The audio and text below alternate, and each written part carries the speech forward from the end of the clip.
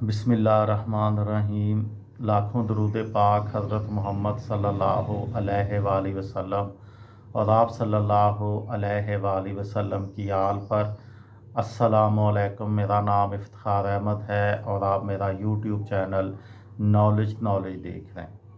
एक सीरीज़ शुरू की हुई है, वो छक्का जिसने पाकिस्तान और भारत की जंग रोक दी। उस सिलसिले में आज की वीडियो का उन्वान है डॉक्टर अब्दुल कदीर ख़ान की धमकी।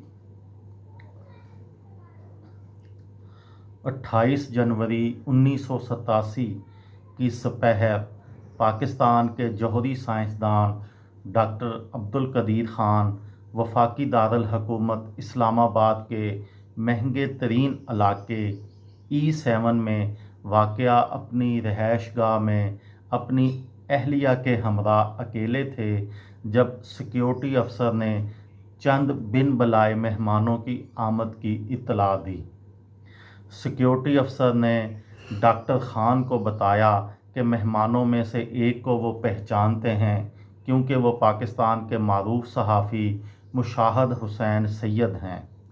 डॉक्टर ख़ान ने सिक्योरिटी अफसर से कहा कि मेहमानों को अंदर ले आएं और उन्हें ड्राइंग रूम में बिठाएं।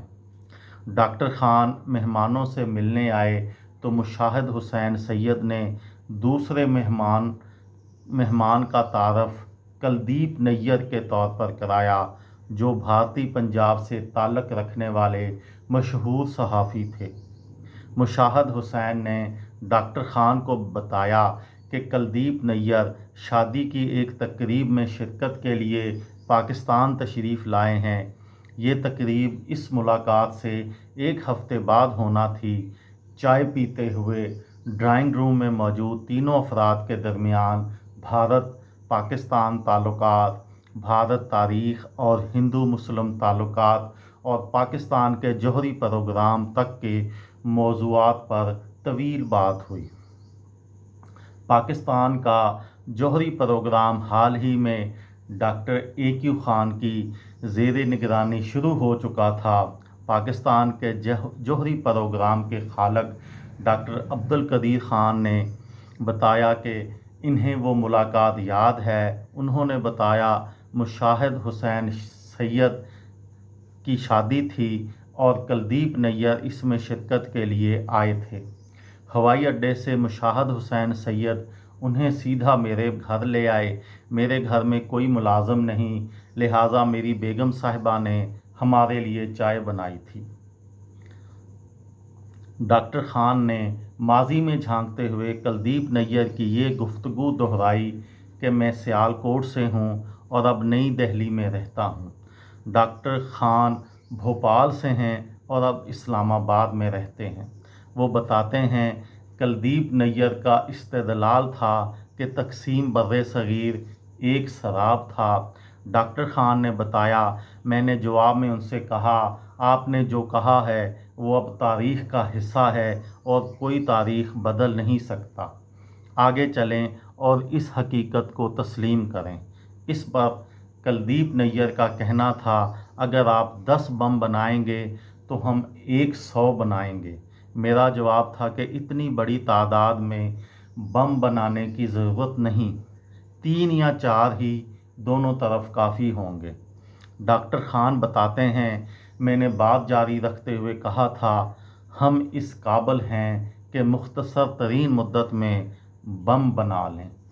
डॉक्टर AQ ख़ान ने दावा किया कि कुलदीप नैयर ने मेरे साथ होने वाली इस गैर रस्मी गुफ्तगू को इंटरव्यू बनाकर लंदन ऑब्ज़र्वर को 20,000 पाउंड में बेच दिया।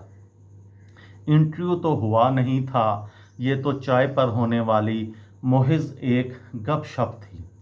ये मुलाकात ऐसे वक्त में हुई थी जब पाकिस्तान और भारत की फ़ौजें आंखों में आंखें डाले राजस्थान और पंजाब सेक्टर्स में आलमी सरहद पर एक दूसरे के आमने सामने सफ़ आ रहा थी।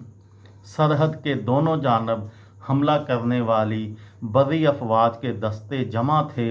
फ़ज़ाइया हाई अलर्ट पर थी, जबकि तोपखाने भी सरहद के करीब पहुंचा दिए गए थे।